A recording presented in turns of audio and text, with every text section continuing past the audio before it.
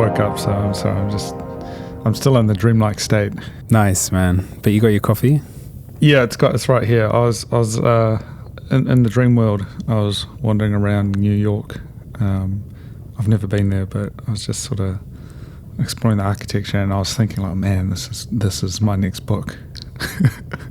Nice. You got it already. You've got your next book already. And I was like, I'm going to call it. It's going to be about this idea of like Gotham City and like the two cities. Because I don't know if you've ever heard, but there's this like myth of like Gotham as kind of one side of New York, and then is it like Mega City from Superman? Do you know what? I haven't. I'm not sure about Superman. Oh no, it's just Metropolis, right? I think is the name. Yeah. So in Superman, I think it's Metropolis, and then in Batman, it's Gotham. But they're like two sides of the same city. But yeah, anyway. I love that you're thinking about a future book before you've even... Yeah, in my dream, actually, as well. Yeah, that's fantastic, man. Yeah, no, so that was interesting. And just like exploring the city and like being like, oh man, this would be a really good thing to take a photo of, and like thinking that. And then, I just had a bit of a sleep in, and then my alarm went off, and I was like, I better get up. Better get up for the pod. Get up for the pod. No, I'm out, yeah. It's all good. How have you been? Good, man. You know what? Spring is just around the corner. The weather is absolutely gorgeous. The feeling and the atmosphere in London is sort of really kind of coming alive, and I think it's partly due to all COVID restrictions ending as well. But today it was so sunny, and people are smiling for the first time since like last October or something. People are smiling, and people are walking around in kind of a little bit a few less clothes than usual. It's great. It's a really good feeling. Maybe it feels like closure in the beginning of something new. That's right. Bookend. Like COVID has been bookended by this awful war, but nobody's talking about it anymore. It's just completely gone. Yeah. COVID. That's interesting. I think the changing of the seasons can be quite instructive, and it's coming into autumn now here in New Zealand. And like last night, I just sat there on the corner of the road just watching the sunset. And it was this beautiful kind of orange, sandy glow, and it was a strange day, but it just sort of the colours just felt so different. And I was just like, wow, this is it, and there's a little bit of a chill in the air, not quite cold enough to call it winter or anything, but it just, you can feel the change. And there's something beautiful. It sort of tells your body that it's like, because the seasons keep going no matter what, right? Like the human affairs are limited to our sphere, but the world just keeps on turning. Nature keeps going, yeah. But that's good to hear that it's spring's on the way. I mean, it's in a way it's like a new start, right? It kind of is. I feel like that, and the winter was quite difficult. Staying on the boat for the first winter was quite hard for me. I found it, difficult to keep the place warm. I'd wake up in the morning and it'd just be freezing, and then I could have a fire at night time, which was great, really nice. But as soon as the fire goes out, the temperature just drops. Yeah. So it was, and the rain sort of seeps in a little bit because there's a few holes in the roof and stuff like that. But I got through it, and I'm really, really looking forward to summer here in London. I think it is going to be a sort of like new chapter. Yeah. No, I mean, I'm glad to hear that, man. I think getting through hard times, I often think the analogy is like the apple, right? Like the simple apple is a fruit that only grows when there's a cold enough winter. Same with many different trees. They actually require a period of cold and a cold snap to actually activate them. And so that's why having to grow an apple, you need to have a certain number of really cold days over winter to actually activate the bud and the tree, so that it produces fruit when the spring and the summer comes. And I think it's the same with creativity. If it's always the good times, then you can become a bit lazy and even decadent, because you're not faced with austerity. But with difficult times, you can produce and refine, and it kind of snaps it out, and you're able to produce fruit when the time is right again. kind of like a reset button, I guess. Yeah. Oh, would you say you're a very nostalgic person? Yeah, man, absolutely. Jesus Christ. But the weird thing is I think I've talked about this a little bit before, and it's really hard for me to put into words, but I'm nostalgic for things that I haven't necessarily experienced. And I don't know if that's because of the sort of culture and sort of media and all that, but like listening, so I've been like recently, I've been really getting back into Bob Dylan. I used to love Bob Dylan in high school, like huge fan, massive influence on me. And recently, so just sort of getting back into him and listening to his old music. And today I heard a song by him that I'd never heard before, which is a shame. I couldn't believe it. North Country Blues, and it's this really like melancholic song about an ore mine that closed down in Central America and Central North America. And it closed down, and the whole town was abandoned. And it's from the viewpoint of this one lady whose husband, went off to the mine one day and didn't return.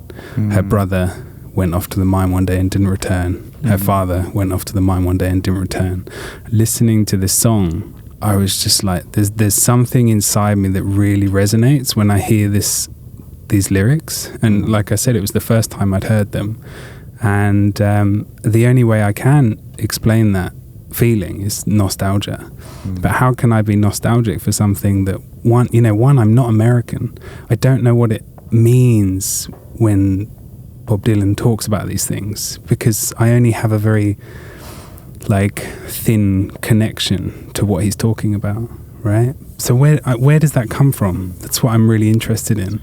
And also recently I actually wanted to start this pod with a poem. I wanted to read you a poem. Oh, please. It's by an American poet called Mary Oliver, who I talk about as well quite often. I really love her poetry. And again, when I hear these words, it's just like nostalgia for me. I'll read it to you and see if you get a sort of feeling. It's called Wild Geese. It's one of her most famous poems.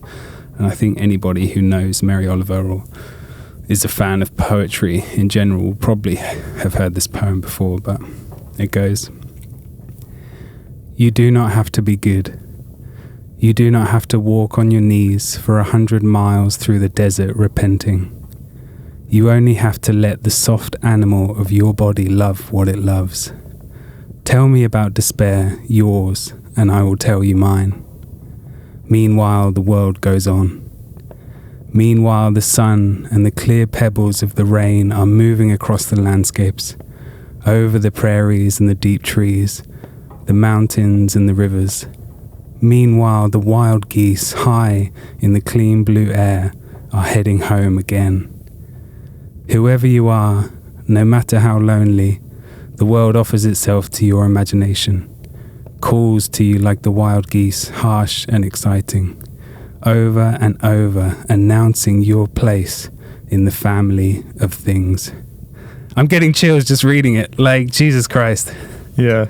Meanwhile, the world goes on. Meanwhile, the world goes on. I fucking love that line. Yeah. I was having a think yesterday.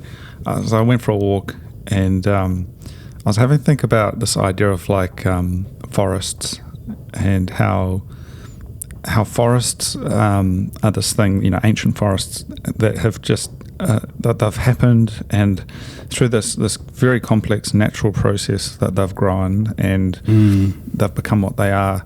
And then for mankind to look at that, because I picked up an acorn, and I thought, if I planted this, because I've been experimenting with a vegetable garden, and if I was to plant this, would an oak tree emerge? But then I realized that's a very human way of thinking. It's like cause and effect. It's 1, 2, 3. It just, you put it in and it grows an oak tree. But you realize that a forest, an oak tree would never live by itself. In nature, it would be part of an ecosystem, and that ecosystem, it doesn't mean that every acorn needs to become an oak tree, because there's already so many of them in the forest. It only takes that one special one, and that's why it's actually really hard to make a tree. They don't grow in abundance. And even fruit trees and different things, they're not something that was they're not a thing that was in nature. You know, they've been selectively bred by mankind to produce fruit, and the original versions of them were quite a lot different. And so there's this kind of complexity to nature that is intertwined, I think, with the guardianship of man or humankind to look after it, because we've changed so many different things. You know, I realize it's like we're living in these cities that we've cut down forests and we've done all of this stuff, and so now there's a necessary kind of guardianship or stewardship of the land, which I think in Māori they call Kaitiaki, and it's like this idea of like looking after the land, and I don't know, it kind of resonates with what you just shared with me, because nature is this very complex system, but we have also such an impact on it and such a relationship to it, but we're also inconsequential to it. It's very interesting, I think. We are part of nature, but we have such a dominating effect over it that we have to really be careful. I think some cultures are really, like you just said, the Maori, they're really aware of this, and I feel like Japanese people are quite aware of this in general as well, whereas English people, I'm not so sure as much. Yeah, well, that's the cultural concept. Kaitiaki, which kind of just refers to this idea of looking after the land or guardianship of the land in Te Reo Māori, but and there's other concepts related to that, which is like, in the old days, if they overfished a certain area, they would they would put this sort of restriction on it to stop anyone going there and fishing from there until the stocks had returned. And so it was like quite a basic concept, but it's something that we're only just picking up now with things like fishing in the oceans and that, and the depletion of fish stocks. But it just got me thinking though, because I was just walking around and thinking, there's no way that the forest, how do I put this? There's no way that the forest will regrow as intended without the input of mankind who originally cut it down. And what I mean by that is, like, when you cut down the forest, what returns is you get like gorse, kind of weeds and things like that, and that actually takes over because you've cut a hole in it, and now those just weeds and smaller bushes and things have got in, and it's never going to grow back to be the ancient virginal forest, which grew over thousands, millions of years to get to that point. And there's so many layers of history and interconnectedness of that system, and I feel like the same could be said for cities. And this got me thinking, and I was like, man, I'm beginning to work out the philosophy here. But there's a philosophy of the city where the place, once you try and rebuild it back, and you try and plan it and you try and make it never is quite the same as something that sprouts organically and is able to just fix itself and be a complex system without the kind of the interruption of humans. It's bigger than people. And so I look at somewhere like Wellington, which is, I think, quite an organic place originally, and it's got some very interesting kind of landscapes and quirky areas, but you look at planned cities and how different they are, and just how less human they are. Yeah, it's all connected, man. Sorry. I love it, man. And actually, this just sort of made me think about also tying everything back into the nostalgia thing that we started talking about a little while ago. Like, looking back at your life, 5 years ago, and you might be like, I'm really nostalgic for those days. And then what you could do is you could try to engineer your life now so that it looks like it did 5 years ago, but you're never going to get that true feeling that happened. So, for example, when I was living in Australia, I was really, really happy, and I was surrounded by a wonderful group of people, and it was really just this wonderful 2 years of my life. And, what I could do now in London is try to engineer my life so that it looks something like that, like it did back then in Australia. But that happened just naturally, and I won't be able to get back to that by over-engineering it. You know what I mean? Well, regarding Australia, actually, last night, as I said, I was watching the sunset and it reminded me of Australia because I was in Sydney for a little while, about 6 months, and I recall the weather and the summertime, because I was there over summer, and the profound weather, kind of the ashen skies. There would be like forest fires and things over in the hills, and that would come over and it would dye the sky these incredible colours, unimaginable in New Zealand. But there was just this vibrancy, and for me it was quite a transformative 6 months, because I left New Zealand and I had never really travelled overseas at all, but I went over to Sydney and I just was trying to find my place in the world. And it's a big place, it's a big city, people are busy, and it's just a different kind of way of living. So I had to kind of adapt to that. But I found it very inspiring, and I fell in with a group of friends, and it was like a language group, and we were just all hanging out, and we had all drifted in from different parts of the world, and so we had this group, and I get quite nostalgic for that, because it was very pure. It was the good days. The good days. But it happened naturally, right? It wasn't forced or anything like that. Yeah, I mean, I look back on it, it was natural, and it was so pure and basic, and my worries for the world were so small and insignificant. And today I'm like, I look back on that and I think, well, I've achieved a lot of the things that I dreamed of in those days. But with that, I've also taken on a great deal of knowledge and awareness of the wider world, and so I no longer have that naivety of just going about my life. But I don't know if I would ever have wanted to continue like that. At a certain point it becomes regressive. I really resonate with that. Yeah, and sometimes I do think that naivety is bliss. Sometimes I think, well, not even sometimes, like a lot of the time, I'm thinking too much, and I'm overanalyzing a lot of situations and things where I shouldn't be thinking too much. And if I did have some of that naivety and just sort of like let go, life would be so much simpler.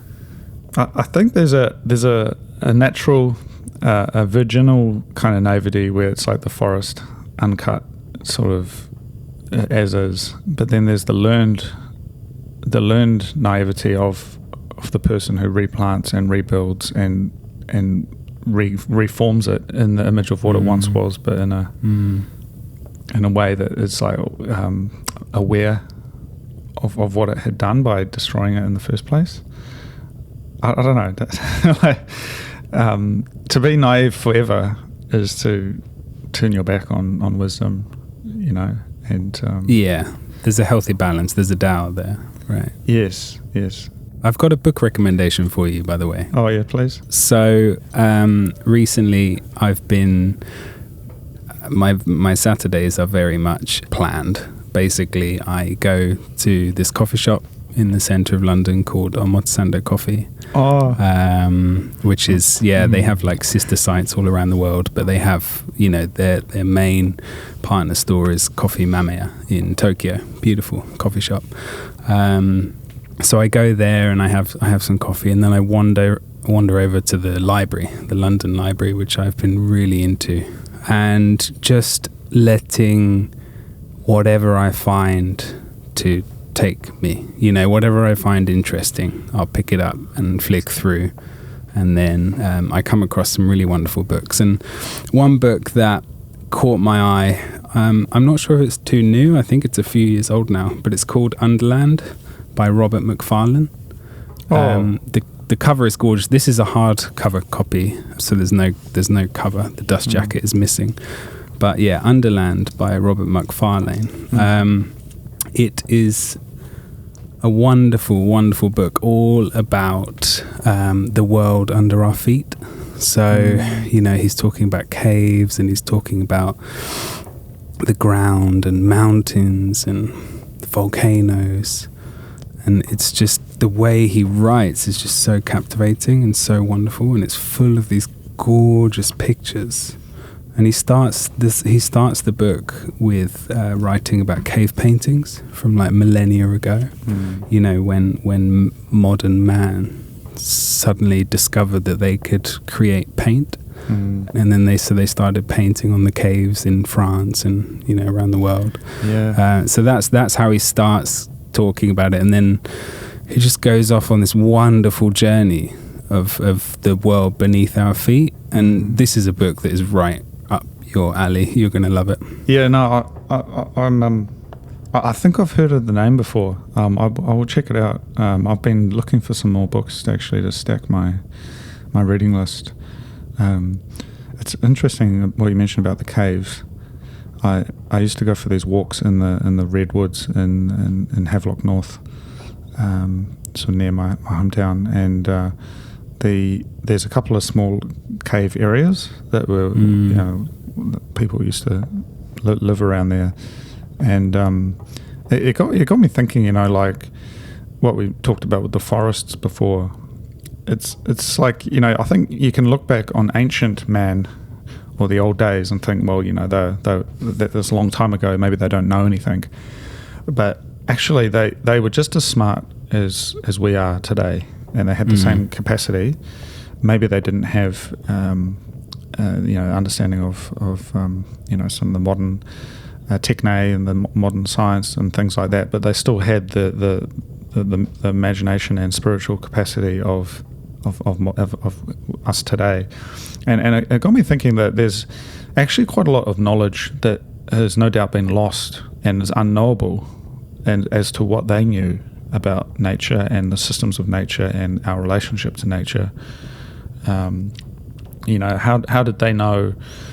You know, how did, even before that? So, you know, that was kind of, you know, ancient man, but even say, you know, 50, 100,000 years ago, some of the you know, the very earliest ancestors of humankind, what did they know about their relationship to nature and their connection to it? Because they no doubt lacked, you know, the technology and the level of mediation we have today, but in a way they would have had a more direct connection, and you know, I don't know, I just think about that, because there's no way for us to know what knowledge they have, because we only have records from once things started getting written down.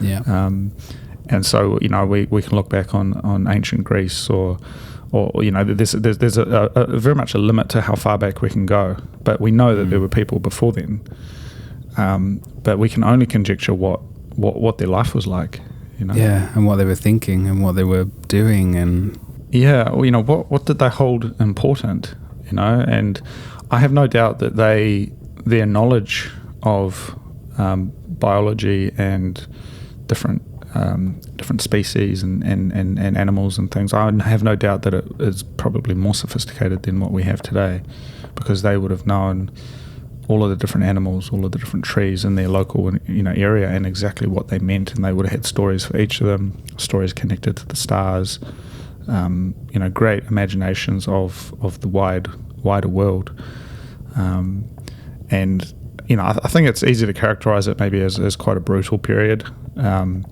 or, you know, unsophisticated, you know, savage, perhaps, you know, going back all the way. But I just don't know if I buy that. You know, I think there was a spark of consciousness, and that led to this kind of wider admiration for the world, which was no doubt, you know, a beautiful development as mankind kind of discovered itself from nature, and then became necessarily involved in that stewardship of the land as humans became more, you know, they were able to, you know, flourish from this small tribe into a larger, you know, to cover the entire planet and outer space as well. And so we've kind of been you know, it's a very adaptable species that has overcome nature, but is still part of nature in a way.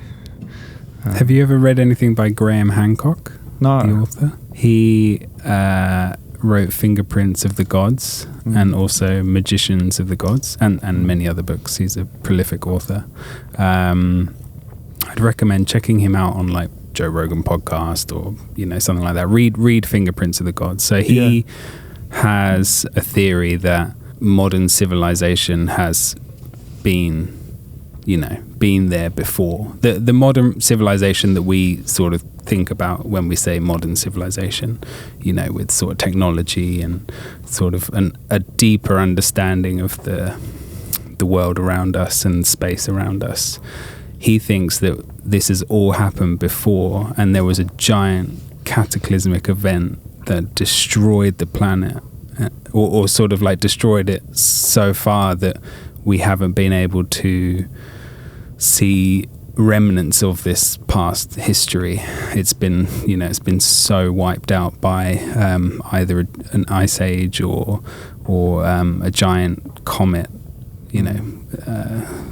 colliding with the Earth. And he thinks that this is not the first time that we've been like technological, maybe not in the exact way that we are technological now with computers and high-speed trains and all that, but that, ancient, we're really talking long time ago now. He thinks that they were very, very technological, and we think that it was all just Neanderthals, 20,000 years ago, but in fact, possibly there was another civilization that we've missed. Yeah, that's interesting. I mean, when I used to live with my grandparents, I used to watch a lot of the History Channel, and I mean, it's woo-woo. There is a line between like, this is. I want to believe. It's like the X-Files. I want to believe, but at the same time, I look at what we do know, and with like ancient Greece and ancient Rome, and just the level of sophistication that was there, and that was that we know that, and I think actually there was certain arts and certain practices which were more advanced than what we have today. The art of oratory and speaking was clearly more advanced in ancient Greece, ancient Rome.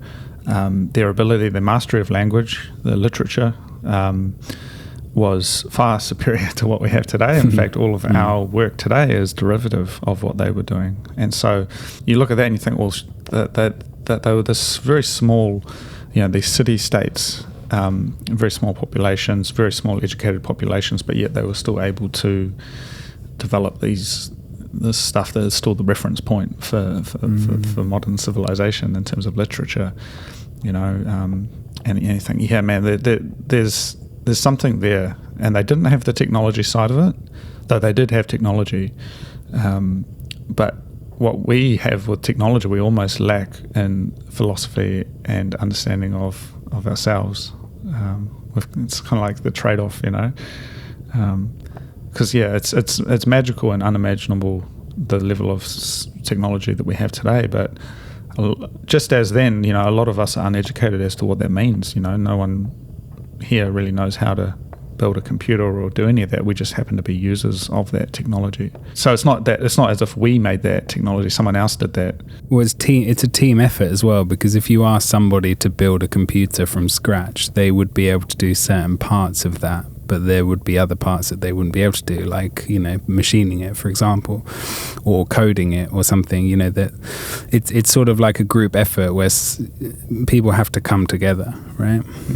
And I think some of the systems, like systematic thinking of how, it's not just again, the human thinks, well, we just do 1, 2, 3, 4, and it's linear. But by building systems, say, like free market or, schools as a system, or democracy as a system, that allows a lot of other things to flourish, and it just kind of does it on its own once you have those in place, and a lot of those were available to differing degrees in ancient times, but some of them didn't emerge until later. And it was with the emergence later of, say, the scientific revolution, kind of scientific process, and that enabled a whole lot of other things to happen. So there's kind of a history of processes, and then a history of individual technological achievements. history is something that fascinates me so deeply now, but in high school I was just completely oblivious to it. I hated it. I think it was because of my teacher, right? You associate a subject with the teacher that teaches it, and if you don't like your teacher, then you're not going to like the subject. But it's one of my great sort of, I'm really, really sad that I didn't pay attention more in history class, and I want to know more about British history, especially. When I was in Japan, I got really into learning about British history because I didn't know much about it at all. But it's so diverse. It's like, where do you jump in? Where do you start? Yeah. Well, the first history to start with actually is your own history. True. Very true. I've always been interested in this. We call it in New Zealand. We'd call it like whakapapa. It's like your lineage, your genealogy, and you can trace it back. And for me, I trace it back in many different paths. I can trace it back to the UK, to England, Cambridgeshire. Yeah. Cambridgeshire, yeah. Yeah, and I could trace it back to other parts of the world. I can take it further to Normandy, to France. That's that side of the family, and that. So I can go back in time and look at this and kind of connect with what it meant at the time. And it situates me as in the lineage of many people before, and there'll no doubt be many after. And yeah, it's kind of beautiful. It's like the river of life in a way.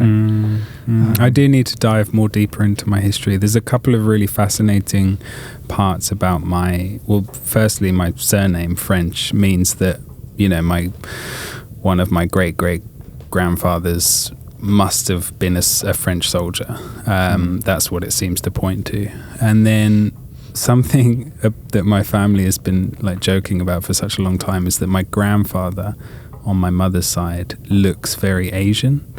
And I speak to my grandma about this all the time, and she doesn't know where it came from, but there's definitely some history in his family of some Asian, either Chinese or Japanese or maybe Korean. But there's a picture that hangs behind my grandma's like favorite chair at home in her house, and it's a painting, like an oil painting of my grandfather.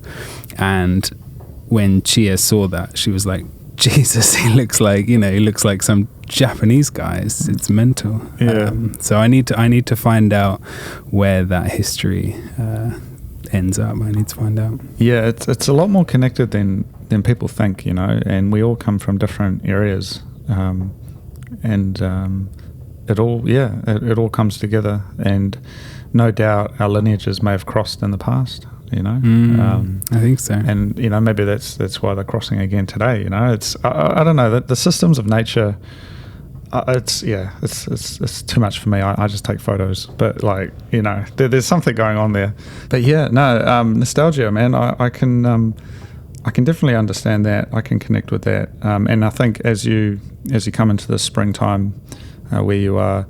You will no doubt look back on the winter that was tough and difficult, and you'll look back on it with a little bit of fondness, I think, and you'll think, man, I got through that. It was all good, and all is right in the world as that cycle completes. I think it will be. I think, it will be all right in the end. Yeah. That's great to hear, man. I just had, I guess, one other thing I wanted to talk about just right now. There's maybe a lot of things going on in the world, a lot of uncertainty. There certainly is. No doubt everyone's aware of all the different things happening, but I just want to talk about that a little bit. I don't really know where to start, but there's a lot of noise out there right now. There's a lot of I want to say lies, but also just general things, general information that is not worth your time. And how can people get through their day without worrying themselves about what's happening when they don't necessarily need to, and it doesn't actually necessarily reflect what is happening in reality as well. What are your thoughts? Well, I've been on a bit of a news hiatus for a long time. I haven't really watched or consumed the news since probably like Trump, right? Since 2016, when Trump started dominating the sort of news cycle.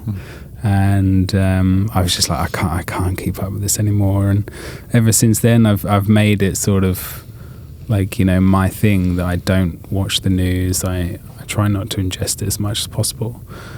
Of course, you still hear about what's going on in the world from people around you, so you're still clued in. But there are people who believe that you must watch the news, you must keep abreast of what's going on in the world, or otherwise you'll fall into some abyss of not knowing. An abyss of happiness and bliss. An abyss of happiness.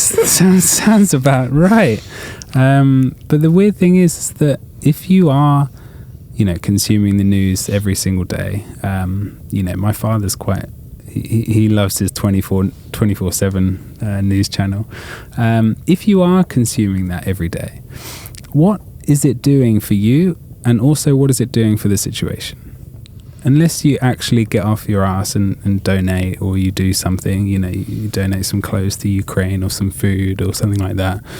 Unless you're doing something like that, which is actual action, physical action, what is watching the news doing for you or the situation? It's not helping at all. Yeah, I mean, and I guess that's what I wanted to get at is, the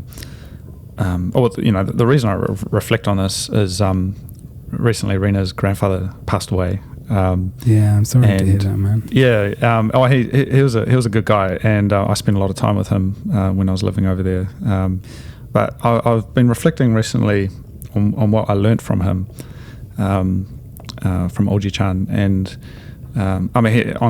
he was just he was so chill, he was a ripe old age, and we often talked about World War II because he lived through that as a young boy. And I always come back to the way he just described, living through the fire bombings of Tokyo and the strife and the difficult times that he had, which is an unimaginably difficult time to live through, physically in that space, in that time. The city being, burnt down and bombed to oblivion. And his approach and his attitude to that, which was one of this kind of almost lack of really worrying about it at all. It was sort of, this is a thing that happened. Our neighbour's house got hit by a bomb, but ours didn't, so we were okay. And then eventually it burnt down anyway. Running home, I think maybe biking home as the bombings were happening and trying to get away from it. But just, this kind of nostalgic approach that he had, and he described it to me on a number of occasions. And I look back on that and I think, wow, this gives me energy to really appreciate that there's a fear that lives within the mind, and and that's it. The fear that lives within the mind gives form to what is out there. And so when it's on the other side of the world, for me, someone like Russia or whatever's going on there, I don't know. I don't really know the truth because we're not on the ground, man. And there's clearly something going on that's not, the media have been so full of shit for the last 2 years, and since forever, really, that I have no doubt that what they're telling us about the war is also wrong. Fabricated. Yeah. I don't want to know, but it's like, look, I've got people who have connections to both Russia and Ukraine, who I care about, and I care about that their families are okay. But beyond that, the political machinations and why this is all happening, I can't find out what that means because I'm just not in that circle. But for us on the ground, I was walking around actually with Rena on the night that Ojiichan passed away, and we didn't know about this until later. But we were sitting down at the water, just in the waterfront there, and watching the ducks and watching the sunset, and it was so beautiful and peaceful. And we were saying to each other, we're like, it's not happening to us. It's not real here where we are, and that's not to take away from the people who are experiencing a difficult time, but we have had our difficult times as well. And when the difficult times come, you enter into a different kind of mode. I don't know if you've ever had that, but it's like you fight or flight. And when you're in a real situation where there's something really that's immediately dangerous, you deal with it. But when the fear lives within the mind, you're unable to deal with it. And so for Ojiichan, riding his bike through Tokyo, when the firebombs are dropping, it's like, it's clearly what you need to do is get from here to there and get away from it, or you need to evacuate, And there's something quite pure and clear about that. You just need to go. You just need to get away from it. But when it's imagining this thing, this existential crisis, is there going to be a nuclear war? Is the world going to end? Is Putin going to pull out? Is he going to attack NATO? Blah, blah, blah. You start thinking about that, and it just becomes the cycle of negativity in your brain. But then isn't that what the media kind of wants for you to be, right? They want you to be in that sort of fear mode all the time, because then what are you going to do? You're going to buy some stuff to make you happier. You're going to watch some TV, play some video games. It's not unconnected that at the moment everyone is talking about the video games Horizon Forbidden West and Elden Ring. The war in Ukraine is causing people to be scared out of their minds here in the UK and America and all around the world. And, oh shit, I can't do anything because I'm in America. I'm going to play my video games because it's going to allow me to escape that fear mindset. Yeah, and I think that because there's actually a third one. There's the fight and the flight, and then there's the freeze, right? And the stasis, right? And that's sort of like the possum playing dead. And in a way, that's the one that they get you with, is that you freeze and you become static and you become unable to do anything and unable to think. And then they can do the old switcheroo and put something else in there. And I think that's what they're trying to do. I don't know. It just it's so clear to me now compared to where it was a couple of years ago. I don't think this is a subjective thing. I think objectively, the global fear and just the way people approach things has gotten progressively worse over a number of years. Absolutely.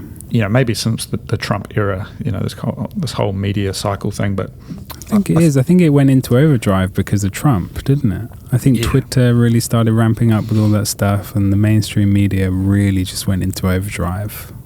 There's the reality of a situation, and then there's the mediation of it. And what's interesting with all of this stuff is that the average person doesn't know the reality.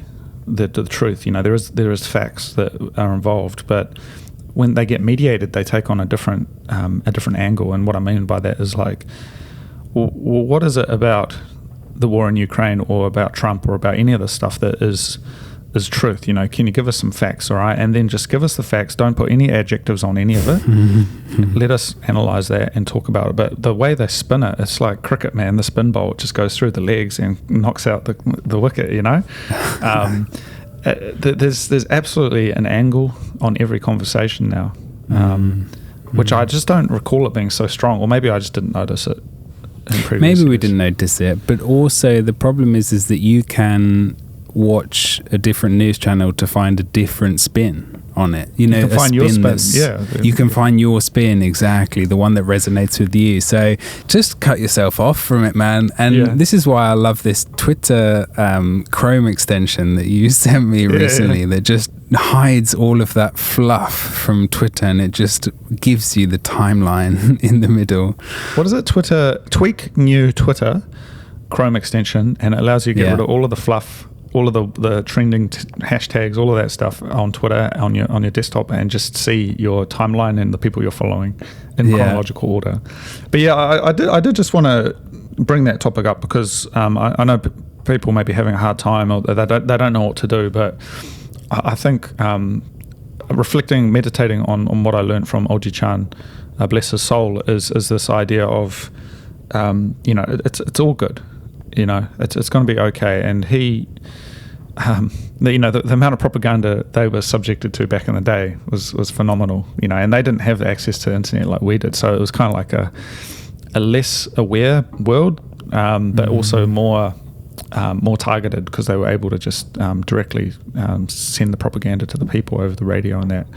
But the reality of it is, we don't know what's going on. And we aren't able to know what's going on. unless we're there on the ground. And when you're there on the ground, you suddenly become aware of the complexity, and the black and white thing goes away, because you start to realize, well, actually there's all of these different motions and energies kind of flowing around the situation, which means, there's not clearly a right or a wrong, and the difficulty with something like so far away is, even if it was right here, we still wouldn't probably know what's going on. But when it's on the outside of the world, for me, when it's coming in through English media, it's like, man, it's so many steps removed, it might as well be just entertainment. It's filtered, yeah. And I remember feeling the same way when the Desert Shield, the second Iraq war happened, and I was looking at it, I was like, man, what is actually going on here? It's like a video game, man. Is this even real? And it turned out there was no weapons of mass destruction. There's nothing. It was all bullshit. But they ended up making it happen anyway.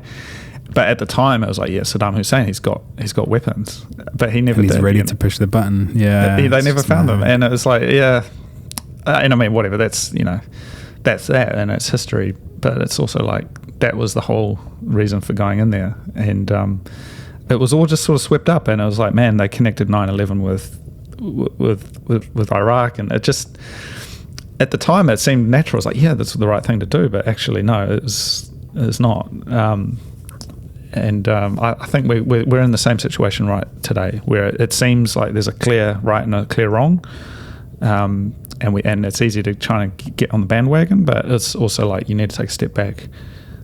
Do you think the media is ever going to recover from this sort of crazed position that they're in at the moment? Is it going to swing back the other way? I mean, this is just nuts at the moment, isn't it? The 24-hour news cycle and just the chaos that the media is sort of. So I've been getting into Plato recently. I've ordered a copy of The Republic. It hasn't arrived yet, but I've been reading about it. Obviously I need to read the source material as well, but just been kind of reading about it, and in that there's a lot of talks about, I guess, philosophy, governance, different kinds of structures of society, that sort of thing, and it really got me thinking how we're in this period of the sophistry, we're in this period of rhetoric, and that our leaders and the media, it's this one way kind of just the stream of information, stream of bullshit, but there's no discourse. And so the conversation you and I have, which I consider to be discourse, to be dialogue, is extremely rare. There's of course podcasts out there that do that, and some of the new media, but in terms of the old guard, the old media, the old way of doing things, I feel like we're in this kind of terminal death spiral of how much further can it go, because it is literally just lies now. Like truth and reality have become totally disconnected from what is being said on the media, what's the next step? I don't know, man. What do you think? I can't see where it's going to go from here. I can't see how it's going to get worse, but I don't like what's going on, and people who I consider friends are just getting wrapped up in all of the crazy hysteria of it all, and I've sort of noticed that people's personalities have changed over the last 2 years, and I'm really concerned about it, and I do really worry about that, because they're people who are super close to me. It's a shame, man. Yeah, no, I've lost friends over this stuff. My thinking is too radical or whatever, but they find a reason to justify it, and I think, man, that's not right. That's the rhetoric speaking for you. But I do want to. I guess just end that section though, just by coming back to what Ojiichan said. Ojiichan, this idea of just chilling out, man. Just let it flow through you. I mean, I think it's a very Buddhist kind of thing as well, which maybe explains why it's a little bit different in Japan and different countries where there is this kind of Buddhist undertone, but kind of let things be. I think primarily the preoccupation with this is in the West, as in English-speaking countries primarily, but the West generally, New Zealand as well. In particular, this kind of obsession with control and ownership and the material. It's all coming to a culmination, and it's indicative to me of a kind of a spiritual crisis. And I don't mean that in the kind of the woo-woo kind of way, but just like, what is important to us as a society? When in New Zealand, the most important thing, if you ask anyone, is to own a home, which obviously is an honourable goal, but it's not really. That's not a spiritual goal. That's not a personal development goal. It's an individual economic achievement. And so our entire society is based on this idea, this ownership of something that's not even really real. It's you're there. The land is always there. The human is the temporary component. And I think it's the same in the United States and a lot of other countries, where it's this kind of obsession with ownership and with the material. And it wins out over in the short term, it wins out against, say, the development of the self and the acceptance of your own position in the world. But over the long term, what that leads to is this situation we're in today, where Ojiichan, burning down, and a lot of my favorite authors, man, like even Dasai Osamu, he wrote his book like literally in the bomb shelter in West Tokyo during the fire bombings and that, and he was just sitting there, with nothing, everything he had burnt away, and he just had him and his family, and he was writing these short stories. And I think, man, that's an honourable and virtuous thing to do. And again, coming back to Socrates and Plato, and like what is honourable, what is virtuous, what is it that I must do? It seems like we've got this huge conflict right now, anyway, in society. I think the chasing after a house, for example, or chasing after things, items, stuff to fill your home with, or stuff to make you look good. It's a very selfish pursuit, isn't it? And I think that is what's causing the breakdown of society a little bit. I think this sort of like just me, and not focusing on the sort of community around us or the social community. Our culture in large, and it really bothers me.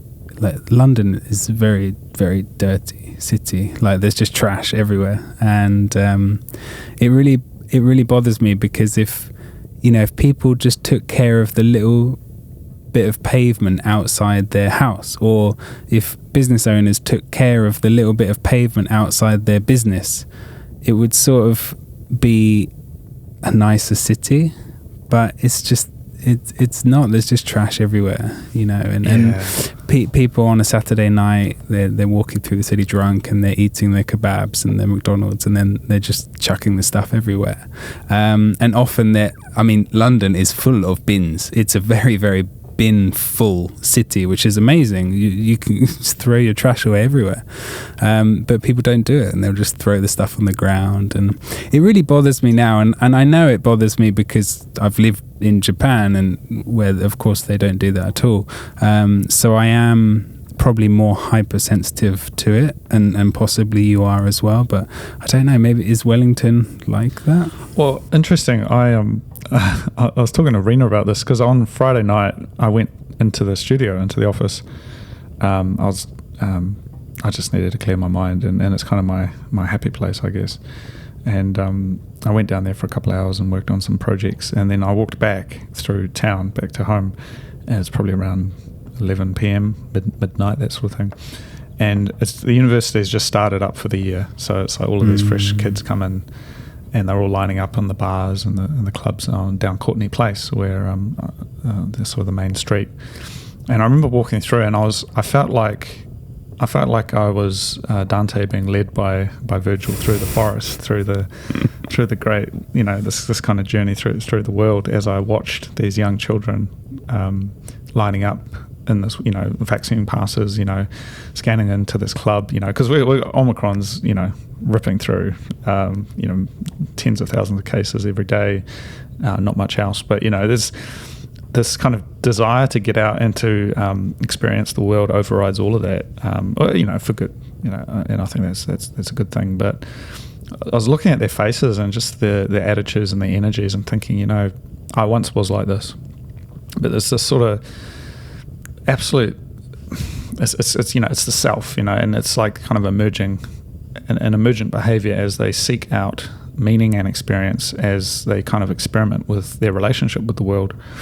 And, they're eating McDonald's, they're scootering around, they're in the world, but they don't necessarily understand much more beyond their kind of individual selves. And it's naturally selfish, right? And I think children, are selfish creatures, and it takes a long time for that to eventually grow. And as you become into an adult, part of becoming an adult is accepting responsibility for other people, other things, and the world around you. And I've noticed that in myself now. I feel more of a responsibility for others.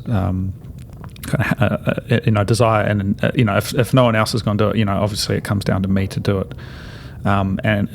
It's been a slow journey, no doubt, but it feels like the right thing.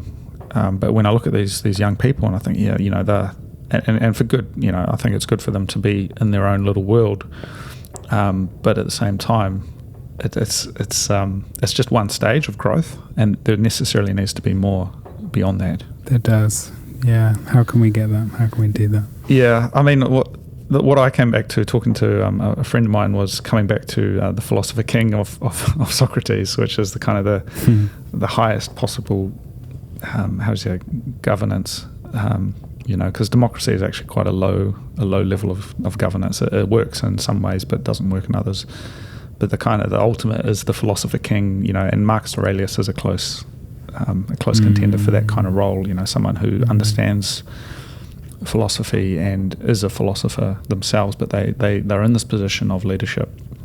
And I think what we're lacking today is generally in our systems. All of our systems are focused on this kind of fake, this veneer, this facade of leadership, and all of the governance we have, in New Zealand, wherever, it's two-dimensional. There's no spiritual or moral guidance. I don't really like to use the word spiritual because that sounds a bit woo-woo, but call it morals, right? What is the moralistic principle that guides a leader to be a leader, and to put others before themselves?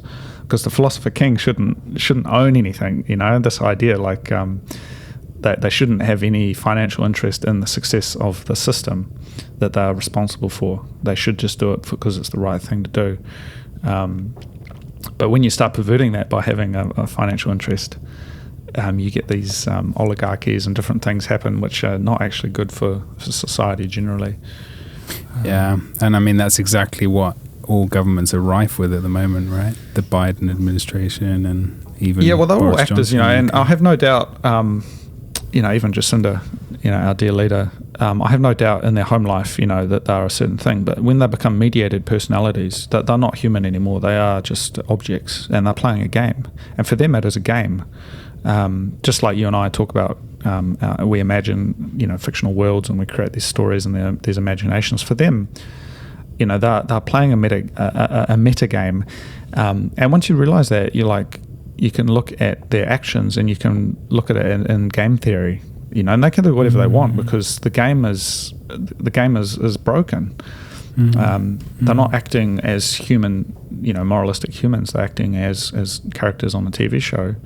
And we've got the bad guy and we've got the good guy, and the bad guy is Putin and the good guy is this guy, and they're fighting it off, and there's a story arc, and it's been boiled down so much for this kind of Marvel comic generation that the bad guy literally has to have the Lex Luthor, look, and the good guy, the knight in shining armor, this, Zelveski or whatever, it's like, look, it's all character based and it's not real. And what I mean by that, it's a real, the real things are happening in the real world, but the way they're presented in the media is not real.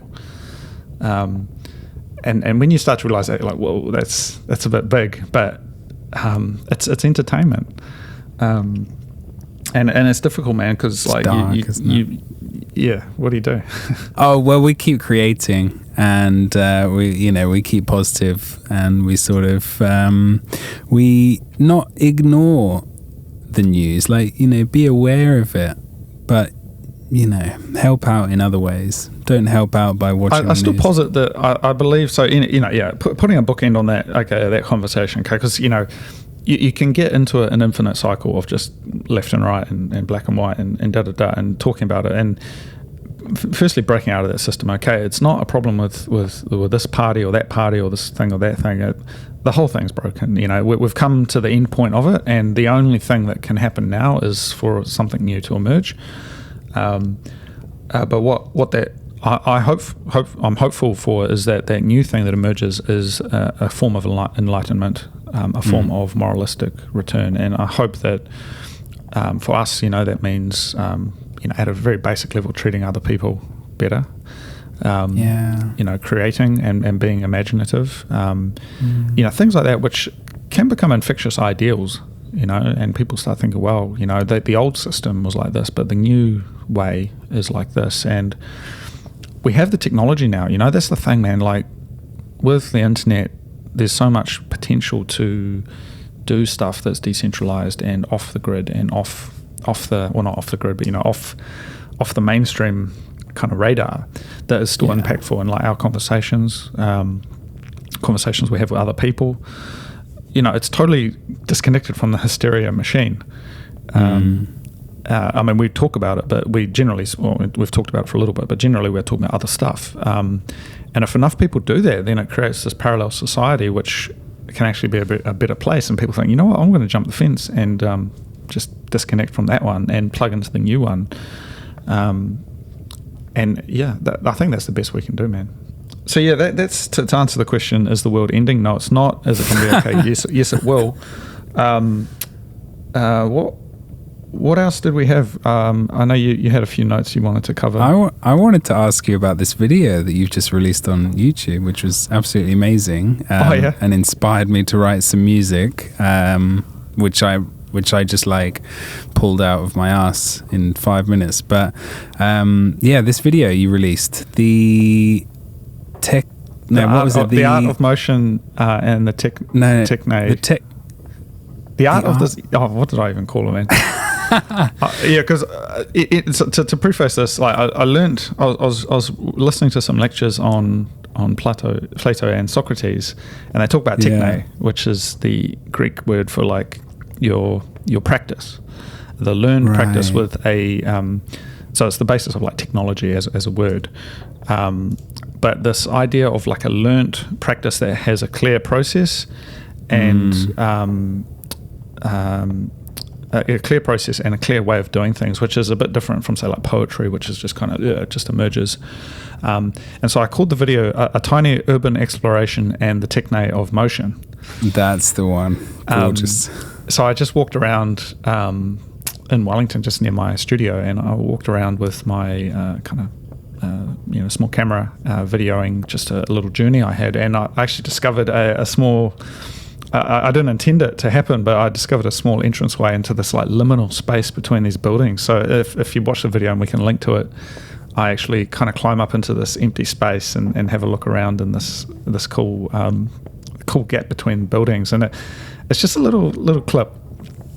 It's so cool. I love it. It really reminds me of the old sort of PlayStation 1 days. It really looks like an old PlayStation 1 game, but with slightly better graphics because it's real, of course. But I love it. I think this should definitely become a series. Yeah, well, so the reasoning for it was over the last couple of years, or the last year in particular, I have been pretty productive in terms of I've been doing a lot of writing. Like I've just sent off...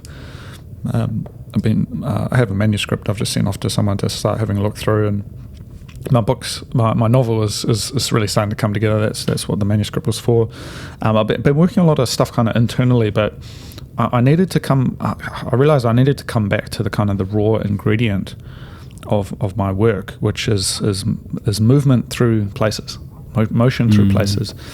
and I had kind of stopped doing that in a way, because Wellington's not a very big place. There is discoveries to be made here. And, every day you can discover new things here, but it's not like Tokyo where every street is a new thing. Wellington is a small place. But I thought, you know what, I just need to go out and share that. No commentary, just a video. I'm not going to take photos. I'll just do a video of me walking through these places, and I've done a couple of them now. And looking back, I've really enjoyed creating them and showing and sharing these stories. Because I did another one, the liminal car park, which was, just exploring these old places and documenting them in a way, walking through them. But yeah, as you say, it does feel like a video game a little bit. Yeah, I think it's the first person viewpoint, and the colours and the sort of because you're in these environments that are very artificially lit by these sort of like halogen lights, and I don't know, there's something about it, and there's sort of like this. There's this hum in the background that I guess is coming from the lights or from the building around you, and it was just gorgeous. And there's this one part where you're walking across like a little gap that has been the planks, the planks. Yeah, there's some planks over a gap, and I literally said out loud as I was watching it, "Oh my God, is he going to walk across that?" Like. For people listening who haven't seen this video, please go to Cody's YouTube channel and watch it, because it's just it's so simple and beautiful, and I want to see more. No, for sure. I mean, it's simple ingredients, and it's just sharing. It's me coming back. So I guess the meta analysis here is like, it's me coming back to. I've gone on this journey, and I'm now coming back to the most basic things, right? And it's I don't know, it's like the grand filmmaker coming back to just a small 8mm camera and shooting home videos, and so it's like not that I'm a grand filmmaker, but it's like coming back to just literally wandering around car parks and empty buildings, and exploring, and for me that's that's the urban exploration, and the techne of motion is like, well, what does it mean to do that? How do you do that? It's how do you wander? Because I thought, man, you couldn't even teach someone how to do this stuff, because the way of doing it is quite easy. You just walk around an empty car park, but the way of seeing is actually really, like, there's not many people. Like in Wellington, there's probably only 2 or 3 people who I could take with me, out of my friends, who I could say, hey, let's go for a wander, because people aren't in that mode of thinking. And to teach someone to come with you into a car park or an empty building or these like liminal spaces and just wander around without being like, oh man, what am I doing here? Oh, this, we're going to get in trouble, or without bringing all of their worries with them. It's actually a really hard thing to do, man. It's really hard, and that's what I was going to talk about, the sort of like the fear that you're going to get caught by somebody, or somebody's going to be like a junkie is going to be sitting around a corner or something like that with a knife. These kind of fears are obviously not in your mind when you're walking across planks across a fucking big drop. But yeah, if I came with you, I mean, I would hope that I would be able to drop all of that in your presence and sort of like, go along for the journey. But there would be a little bit of that nagging. Oh, well, that was the thing, because Daniel, who I work with at my office, good friend of mine, I took him out a couple of weeks ago and we went for a wander, and I was like, look, man, I got to show you what a drive looks like. And, we started off talking, because, you start off chatting, right, blah, blah, blah, but eventually it ends up in silence. It always does. And so if you can get to the silence stage, then it means you've done it, all right? So you start around, look at that, look at this. But then eventually you just start walking and you just motion. You say, maybe you just say, we'll go down this way or that way. But generally you can just motion your body and be like, go down here, and you just get into this flow state where you're exploring the city, the materiality of it, and then you stop trying to use words, you just see, and that's when you know that you're deriving, and it got me thinking. So those two, I've released 2 videos of that, and I've got a few more that I've actually got sitting there, but I'm waiting to release those. But it got me thinking about, I guess, the bigger philosophy of materiality, because I actually recently got back into doing something which I haven't done for 10 years, which is the parkour, free running. Have you ever given that a go, by the way? No. Your lanky frame kind of... No, it's not going to work with me. I'm very not good at that shit. No, it's okay. I mean, look, I'm not a very physical person myself, but... when I was a kid, we used to run around and jump over buildings and stuff. And so, free running, which you've got this image of sort of flips and things, but really what it is, parkour is a French concept, which is the art of movement. And there was a few practitioners who developed this, and it was influential at the time for me, say early mid 2000s. And that period, so like David Bell and a couple other guys who in France and Paris and that were developing these concepts of the art of movement, and for them it was getting from A to B in the straight line almost as the least amount of distance, and I've come back to that recently, because when I was a kid it was just fun and games, but now I'm like, actually there's a certain philosophy to this parkour, which is to feel the hard concrete, the hard reality of the city, which complements the academic kind of philosophy of derive and of, what is it? To actually touch the concrete and to feel it and to run your, to jump it, jump over the wall, or to feel it. It feels like that fleshes out the conception of the city, if you know what I mean. It's deep level Cody thinking here. I think because I was like, I've been too academic and like, well, what is the city? Well, it's actually what is the city is to get your hands dirty and to run around these car parks and to jump up on things and to see it from an angle that's never been seen before by anyone, which you can get to if you're standing on top of a small wall or a small some small object. You're suddenly elevated to a position of seeing which hasn't been seen before. And if you happen to have your camera with you could take a photo of that, but you don't necessarily need to have the camera. You can see it and then later come back and take a photo. But walking the same path as everyone else and trying to take a photo from there is never going to give the same result as seeing it from a new angle and taking a photo from that. Which I guess is why drone photography took off hugely, right? Because we're seeing things from a new perspective, from above, like a bird's eye view. I wonder if that's something to do with why it's so popular. Yeah, it's interesting. I've actually tried to give drone photography a go, and I ended up just getting rid of it and selling it, man. Because the difficulty I had with it was it was too impersonal. Like you fly the drone up and it's virtual. You're looking at it on a little screen. It's not you physically placing the camera and the angle, and so it feels very fake to me. And obviously it's beautiful, but it's not. It hasn't got the emotion. It's not at human scale. How interesting. It's kind of like a map. It's just like an impersonal overview of a place. Whereas if you can get to an angle, get to a vantage where you can see, and you can slip the camera between the gratings on the fence and be like, okay, that's the shot that no one else has had.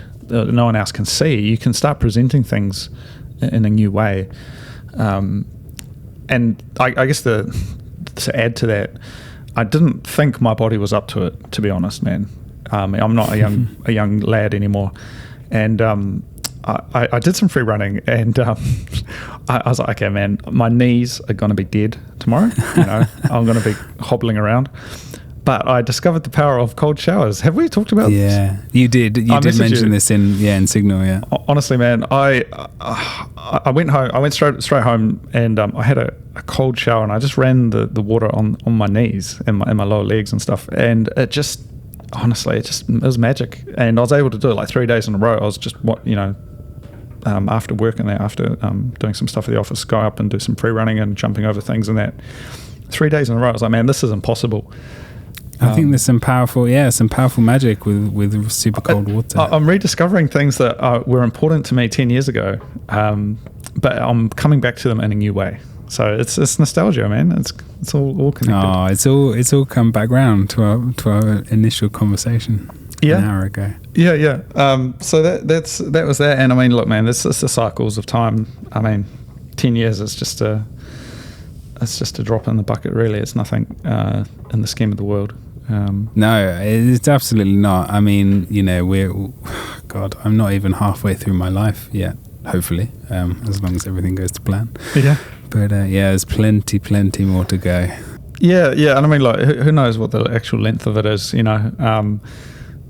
don't know, we're unable to know, and we can only live each day as if it's the last. But even that framing of it's a bit negative, but yeah. I think it could be, but it doesn't have to be. Ryan Holiday always talks about this in his writings, like memento mori, the Latin phrase for. Wait, what does memento mori mean? Hold on. No, mori is death, right? And memento is memory. So remember that you will. Remember that you will die one day. Yeah, remember that you are mortal. Yeah. So live every day as if it could be your last. It doesn't have to be a negative thing. It's just sort of like, seize the day. Chase things that bring you joy, right? And disregard things that don't bring you joy. Yeah, and kind of get rid of the filler, like the filler. Yeah, exactly. Like, it's like sawdust, man. It's just empty, empty. It's nothingness. Whereas if you can go out and explore something new, go off the beaten path, making a friend or do something. You're suddenly, you're experiencing the world in a new way, which suddenly gives more meaning to your life. But if you're just kind of the hamster on the wheel, that's when the kind of search for meaning can become very difficult, because you're just sort of running along on the treadmill. And I mean, it's interesting, man, because sorry, just coming back to the free running thing, because I was unable to go to the gym anymore, and so I was like, okay, I haven't, and I used to go to the gym, and I didn't, to be honest, man, I didn't enjoy the gym. I know you've started going, so I don't want to put you off. Yeah, but I quite enjoy it.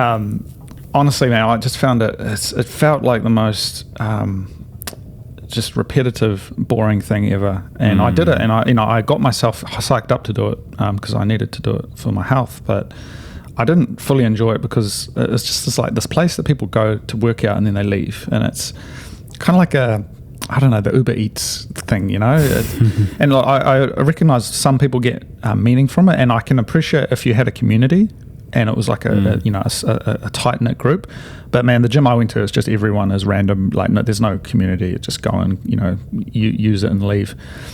And I was like, okay, this is kind of bullshit, and I wasn't able to go to the gym anymore anyway, so I was like, okay, can I make the city into my kind of workspace? And it worked, man. And honestly, man, I feel so good. And like, because a lot of people now, they're like, oh, there's no way I could do that. But it's like, man, you give it a go, and you don't have to do flips or anything stupid. It's just like literally just climbing up walls, feeling the city, feeling the concrete under your fingers, and that kind of motion. It's kind of like it's a practice. It's a philosophy, man. And I was like, yeah, I'm glad, like, out of all of this, I've discovered that again. Like going back through the records and like, oh yeah, this is it. This nascent desire for this kind of thing. So yeah, that's a discovery for me, man, and I'm glad to get back into it.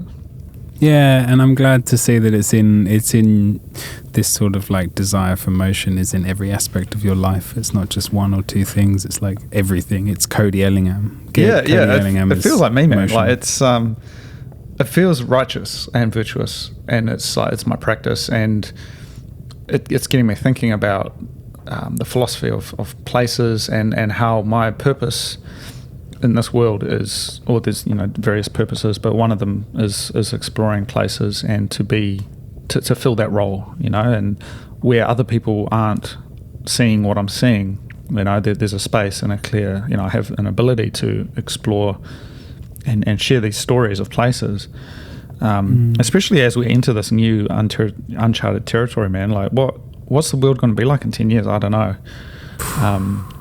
Someone's going to have to document that though and explore that story, and maybe it's me. All right, well, thank you, man. It's good to catch up. We covered a lot of ground today, a lot of things that I think have been on both of our minds.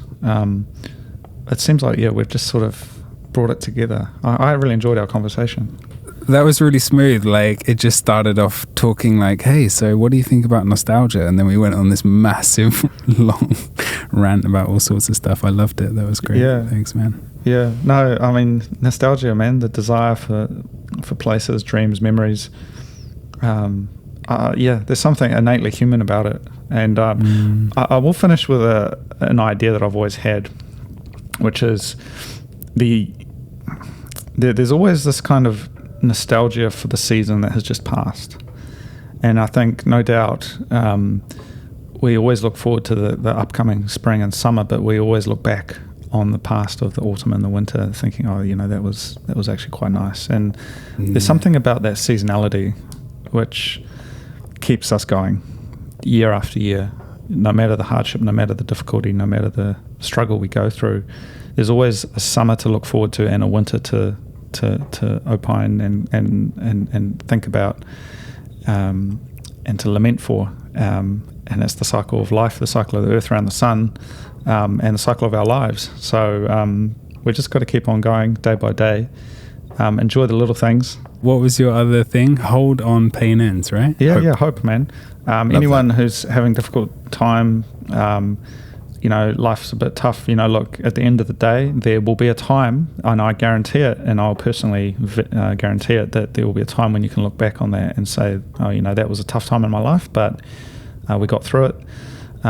If you just hold on, there's always a brighter future to look forward to, and no doubt, new friends to make, new experiences to look forward to, and at the very least enjoying a cup of coffee or a cup of tea or whatever beverage you like on a lazy Sunday morning in your favourite place when there's the hint of spring coming around the corner.